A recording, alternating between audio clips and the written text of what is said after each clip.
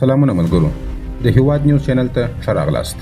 شنونکي او خبریال میرویس افغان وایي په پرونۍ جګړه کې پاکستان سخت ځان ولیدي او د استخباراتو مشر یې د افغانستان حکومت د استخباراتو له مشر څخه په زاریو غوښتنه وکړه چې جګړه بس کړي.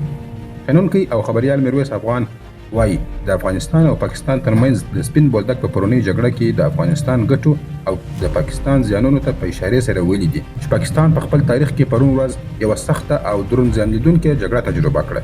نوموړي د خپلو معلوماتو پر اساس وایي چې افغانستان د ډرون په مرسته سره په پېښور او کوټه کې د پاکستاني استخباراتو پر مرکزونو باندې بریدونه کړي دي. همدې کار د پاکستان د لوړپوړو چارواکو چغې پورته کړي دي او په ننواتو سره یې د اوربند غوښتنه وکړه. هغه وایي طالبانو خپلو ګاونډیانو او نړۍ ته ثابته کړه چې د هیواد رسمي او فرضي پولې ورته سرې کرښې دي او هر څوک چې د تیري هڅه وکړي غاښ ماتونکی ځواب به ورکړي. نوموړي زیاتوي چې پاکستاني لوري ته یو سخت تاوان دا هم ور واوښتي چې ډېرو لویو سوداګرو ته د پاکستان پر امنیت باندې پوښتنه پیدا سوه او له دې وروسته به هیڅ هڅه ونه کړي چې دغه هیواد کې لویې پانګونې وکړي. میرویس افغان پر دې سربیره ځینې نور د افغانستان د بریا او پاکستان د ماتې ټکي هم راخیستي او بحث یې پرې کړی دی. د افغانستان او پاکستان ترمنځ د قطر په پلازمینه دوحه کې خبرې کیږي. د طالبانو په حکومت کې یوې معتبرې سرچینې ویلي دي چې د افغانستان او پاکستان ترمنځ د قطر په پلازمینه دوحه کې خبرې کیږي.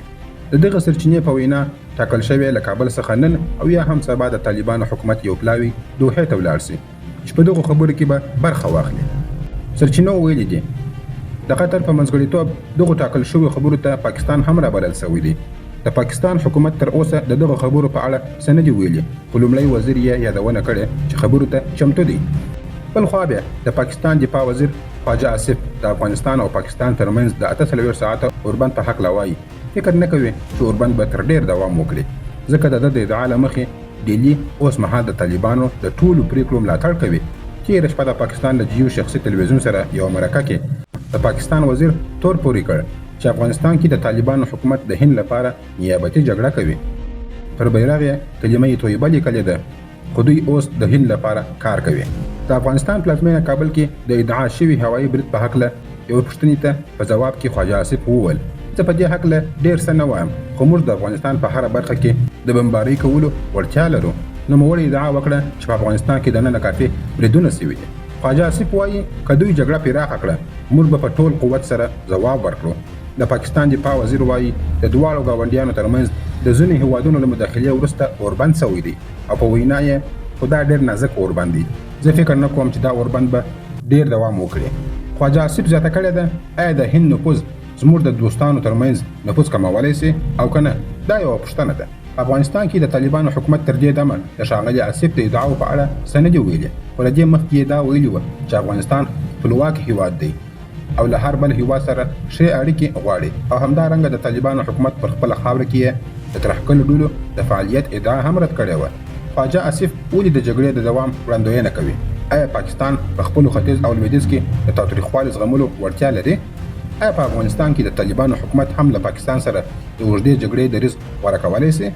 دغه پوښتنې دي چې تاسو مخې ته موږ راوړي دي او تاسو به ځواب په کمنټ کې راته ولیکئ. په بله اعلامیه کې ویل سوي وه چې دواړو خواو پرېکړه کړې چې د ترهګرۍ پر ضد اغېزمن او دوامداره میکانیزم رامنځته کولو لپاره به د ملګرو ملتونو او نورو نړیوالو فورمونونو په کچه ګډ کار ته دوام ورکړي.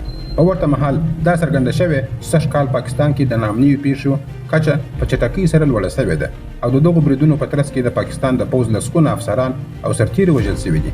د دفاعي چارو کارپوه جنرال نعیم خالد لودي وایي که څه هم حالات ډېر پیچلي دي خو دا وخت باید پر اور د تیلو پر ځای اوبه توی سي. نوموړي وایي د خواجه آصف وروستی بیان او ادعاوې پر اور د تیلو تویولو ته ورته دي، ځکه دا مهال په افغانستان کې د پاکستان پر ضد احساسات لوړې کچې ته رسېدلي دي. جنرال لودي زیاتوي چې بې له شکه پاکستان د TTP د مسلې په اړه له ډېر زغم او حوصلې څخه کار اخیستی دی، خو جګړه د هیڅ مسلې حل نه ده او په پای کې به دواړه لوري بیا د خبرو میز ته کښېني. اوس تاسو خپل نظرونه په کمنټ کې سره شریک کړئ چې آیا دا 48 ساعته اوربند به نور دوام وکړي او که نه؟ آیا د هغه څخه به وروسته پاکستان بیا پر افغانستان باندې برید وکړي او که نه؟ آیا افغانستان او یا هم طالبان د اوږدې جګړې قوت او طاقت لري او که نه؟ او په پای کې دا نظر هم را سره شریک کړئ چې آیا افغانستان باید په کوم طریقه او په کومه لاره سره خپل قوت او طاقت دفاعي سیستم زیات کړي. نظرونه مو سره شریک کړئ، ویډیو لایک او شیر کړئ. تر بیا پورې مو الله عمل سه. مننه.